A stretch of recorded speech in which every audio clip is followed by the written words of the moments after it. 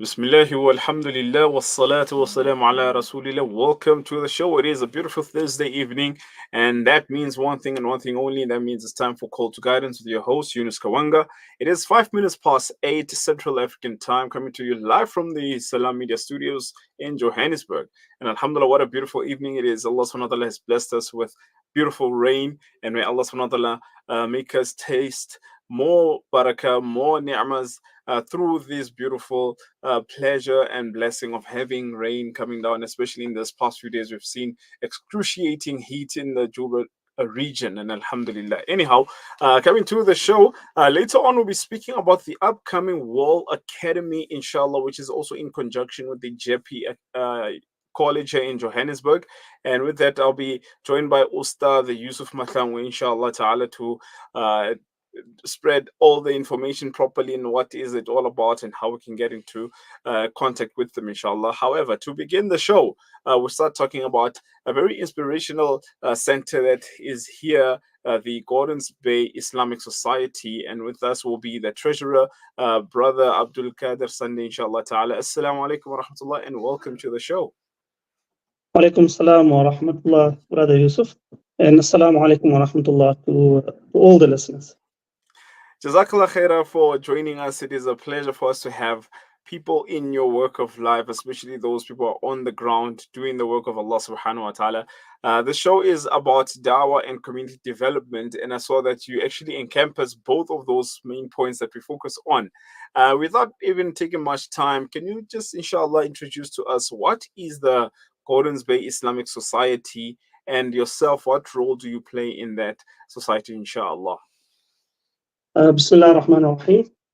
I'll go back to the town. The Gordons Bay is a small little beach town. It's 60 kilometers from Cape Town. It is right next to the famous Strand, which is a Muslim area, and that has hailed some very great scholars like Moulana Taha Karan, Yusuf Karan. So Gordons Bay is it's the last town before the Hottentots, the Hottentots Mountains. But it was never a Muslim town. Up until the early 2000s, there were no Muslims. And then one or two families trickled in that we know of. And then in 2005, a decision was made to build a masjid. There was a trust established in 2008. And in 2010, a shop premises was used to make salah.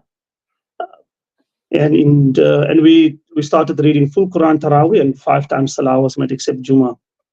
In 2014, a piece of land became available. We acquired the land with a significant amount of opposition and difficulty, alhamdulillah, but we managed to get the land, 2,700 square meters, right in the middle of Gordons Bay. It's a 5-minute walk from the beach, alhamdulillah. And it's right at the foot of the mountain. So we embarked upon a rezoning application, and that took us about 7 years. We rezoned the property from commercial residential to place of worship so that we can actually build a masjid and call it a masjid. And that was the plan. The plans was approved, and then 2 years ago we started construction of the masjid. We also put in a 49 square meter containerized unit where we're also reading Salah. So we relocated from the shop premises to the masjid, and we're reading full Salah and Jummah there. It is a little bit small now. And it's typical, when a masjid comes into an area, then the Muslims are attracted to that masjid, and the Muslim numbers have increased. We think there's about between 80 and 150 families.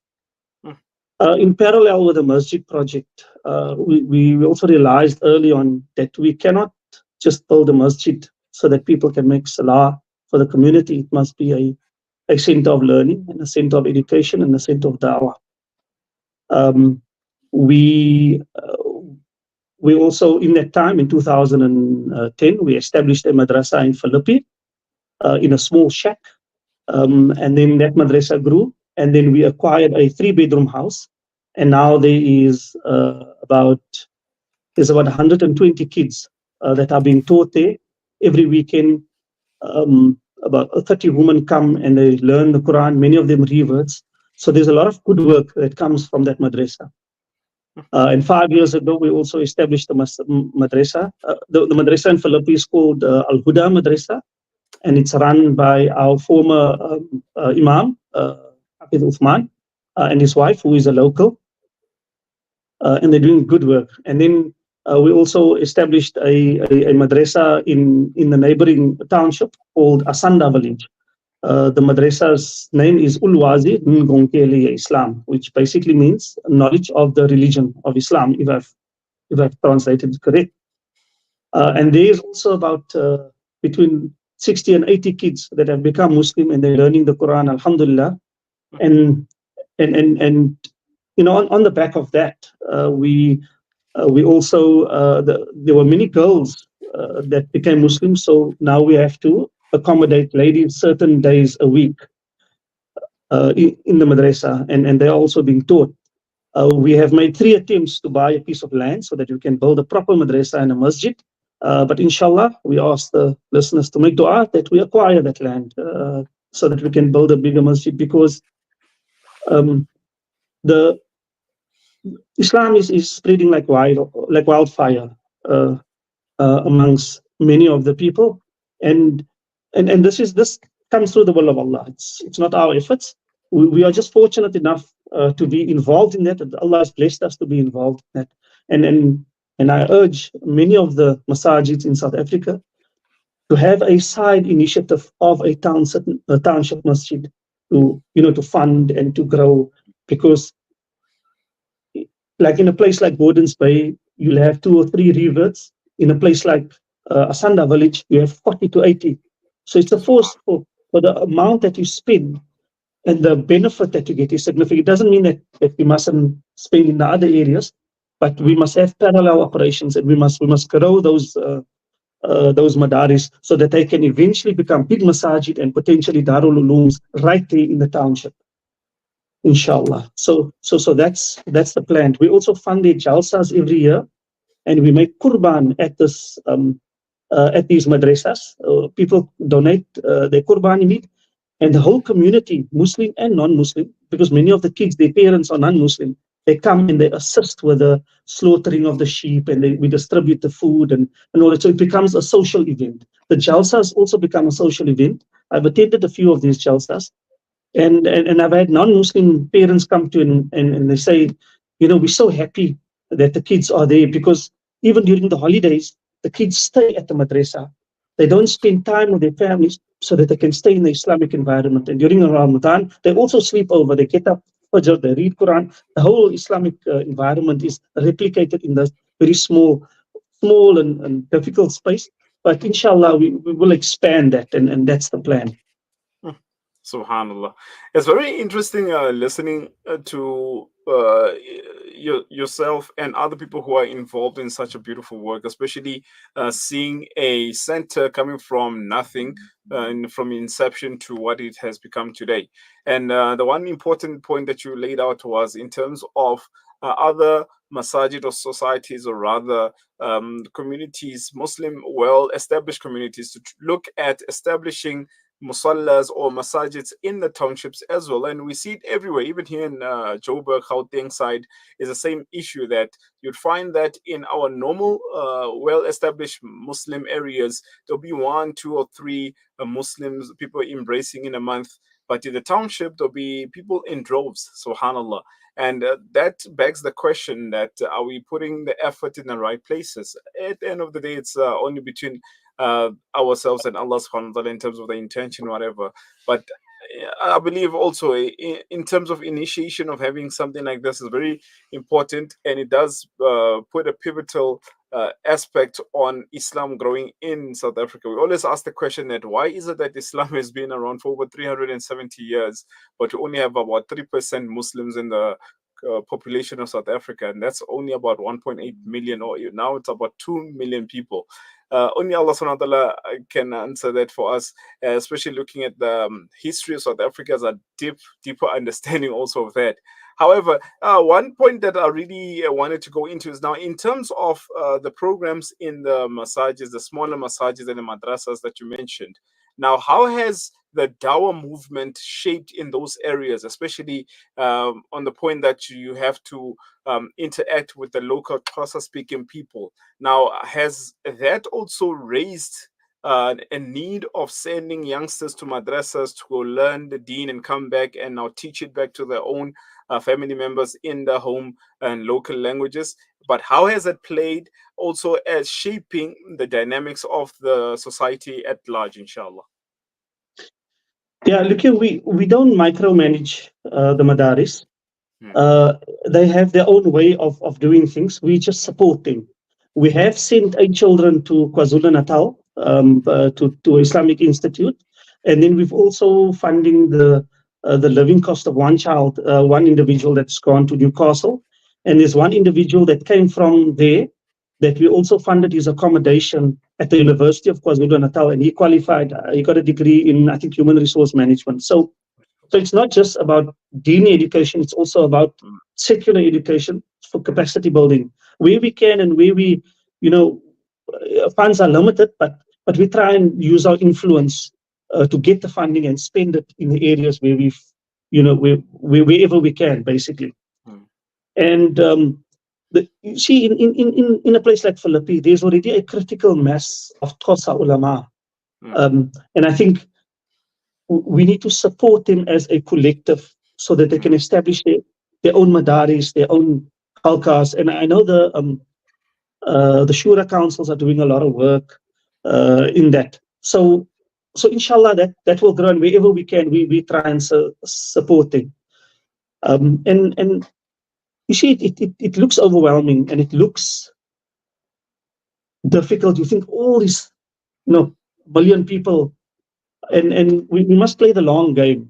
We must make the effort. The amount of people that's going to become Muslim, Allah gives hidayah to whoever wants. We must just make our effort as best as we can with all the resources, whether it's money, whether it's professional resources, whether it's influence. We must use all those resources at our disposal for the work of Deen. We can't just become professionals or business people, and then us and our own families the only beneficiaries of all that blessing of knowledge and wealth and influence that Allah has given us. So we got to use that effort and expertise for the work of Deen in whichever way we can. Our expertise are. So yeah, I know I gave a little bit of a long-winded answer, but we try and support them, and we see the fruits of letting them doing things the way they want to do it. And maybe I must just give you a few small stories to sort of give you an idea of what actually happens in the townships. There were 4 children who passed away. They were electrocuted, unfortunately, and they were madrasa children. And they had just come back from a weekend madrasa. They were on their way home and it was raining.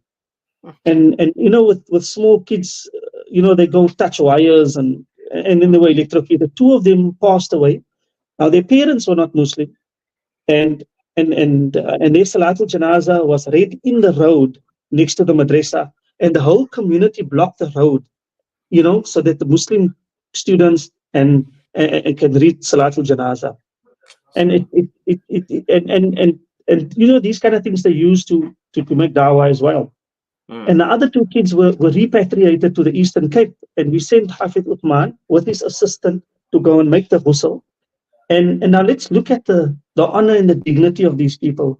The children are Muslim, the parents and the extended family are not Muslim, but the parents honored, and the extended family, they honored the wishes of the children to be buried as Muslims. So we send them there, and he allowed the parents, the men, to assist in washing the bodies, and the honor of doing all that as a means of dawah. And in the service there was an old lady, when a very old lady, when she saw how they wrapped how they washed the body, and they wrapped the body, and they lowered the men of the family lowered the the body into the grave. She said, our ancestors used to bury us, our people like that, which is Subhanallah. quite an interesting anecdote. And one of the projects that we are also doing is to we have collection drives, and then we buy Xhosa in English and Afrikaans translations of the Quran, and we distribute that free. And we collect on social media and collect on our Facebook page, and so people donate quite a lot, and we have distributed over 25,000 rand worth of Qurans, and Subhanallah. we sent 3 boxes of Qurans. Now the whole church group was at the janaza, and we did, and Abdulkader distributed that Qurans, and it wasn't enough, and some of the congregation was upset because they didn't get Qurans. Subhanallah. And we also find in the township, out of all the people, they take the Qurans with both hands, and they actually read it. Mm, When we bought the house in Philippi, it was a pastor who bought the house, mm. and then we gave him a Quran. Now, when the madrasa moved in, and he had moved out 3 months later, I went to the house, and I met him there, to find out how he is. And at that time, he could tell me the differences between the prophet stories of the Quran and the Bible. So he had already read the Quran, and he was into his second reading already. Mm. So I think we mustn't underestimate the power of the Quran, even if it's just a translation. So, whenever we find the opportunity, because we're not preachers, we're not, uh, we're not knowledgeable on comparative religion. What we can is we can give Qurans, and we can make small dawah, and we make dua that Allah, guide the people to Islam. No, 100%, 100%. And may Allah subhanahu wa ta'ala accept all the efforts that are being done in Gordon's Bay, especially by the Gordon's Bay Islamic Society, subhanallah. And these are, I think, points which we need to realize the power of community development. Because burial is actually one of the main points that we always focus on. I think about a few months ago in the Western Cape and the Eastern Cape, there was a Imbizo talks by ulama from the areas. One of them is Moulana Yusuf Bosman and Moulana Ismail Ramani also. They focused on these points: initiation schools, nikah. They focused on burial. Those were the main 3 points that we're focusing on. And they had talks with the chiefs in the rural areas. And one of the things they both actually mentioned separately, which was quite interesting, is how people were so connected to the fact that Islam still buries the people in shrouds. And they give a bath, which is the ghusl, and shroud the person. And the person goes underground, meaning buried in only a cloth. And he said they say the same thing as how what you mentioned with the old lady, that this is actually exactly how our ancestors used to do it, even though they used to do it with animal skin, but it is the same concept. So these are things that we take for granted, but they have a big message, and they connect people to Islam in a very interesting, and only Allah subhanahu wa ta'ala understand how he uses the deen to call people without even using us. And all that also, it leads us to the one amazing anecdote that played out in this past couple of weeks. The one which I really got interested in to contact you on this beautiful interview was regarding how Allah subhanahu wa ta'ala spread the deen of Islam through, again, the Quran again. There was a story that was narrated. I think you can narrate it better for us all, of the Afrikaans Quran, which led to people understanding more about deen, if I'm not mistaken, inshallah. Yeah, there's 2 stories. The builder who's building the mosque here in Gordon's Bay, he's also building in a small town, neighboring town. There's no Muslims there, but he came to ask me for a set of Qurans, the English or an Afrikaans Quran, and he said the guy that he's building for, he's actually been reading and listening to lectures on the internet, and while he has not formally said Shahadat, made a Shahada, he said he believes in that, and in his mind, he's already Muslim. All he wanted a physical Quran. And I think this Afrikaner guy. So I think he's never, I think the only Muslim guy that he's met is maybe the builder and a friend of his who had married a Muslim girl. But without people making dawah and inviting him to Islam, he has become Muslim. And And the only thing that we could do was give him a Quran so that he has, something, so that he can read it himself. And then there was another guy who came to us. He said a friend of his is married to a Jewish woman, and they talk about about the religion quite a lot. But he wants to make up his own mind, so he also wants a Quran, and we gave him also a Quran. Uh, so we really underestimate the power of the Quran, even if it's just a translation, and we see it. People read the Quran and they're completely mesmerized, and they become Muslim, and some of them become better Muslims than us. So yeah, these are amazing stories. But everybody, if every Muslim, a lot of Muslims make the effort, then it'll be a force multiplier. But remember, we only, our responsibility is just to pass on the message, and we make dua that Allah allows us to be part, because it's going to spread whether we are part of it or not. We must just want to be part of the action, so to say. Alhamdulillah. So I would encourage that quite a bit. These Qurans, you can buy it for 30 to 50 rand a unit. If you go buy a burger that's 100 rand, it's 2 Qurans. You could have distributed 2. I'm not saying you mustn't buy a burger, but I'm just saying, and if you buy in large quantities, then you can distribute it free, because it's actually quite difficult to get a translation of the Quran. And sometimes you can't get it, the shops don't have it, so we try and make an effort to distribute it. But us as Muslims, we must also come close to the Quran. That's my personal opinion. One of the initiatives that we also had was, there's the Quran translation, Mishari, Arabic and English, verse for verse.